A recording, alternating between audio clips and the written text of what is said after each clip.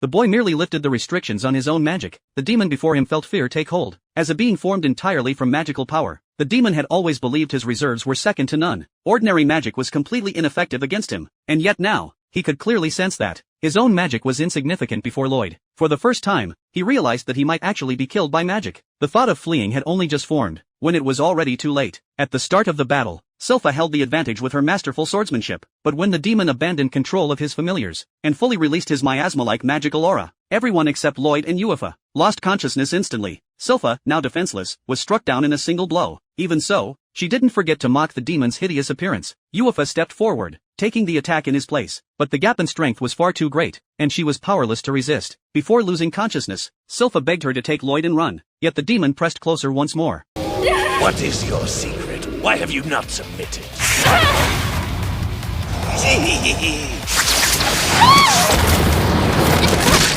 Now I see. You're using a peculiar breathing technique. So that must be what's preventing you from absorbing my mana. Not good! My breathing's out of rhythm! How odd you chose not to escape when you had the opportunity. Maybe, deep down inside, you were hoping I'd make you one of my minions. You can go to hell, you Fuzziago!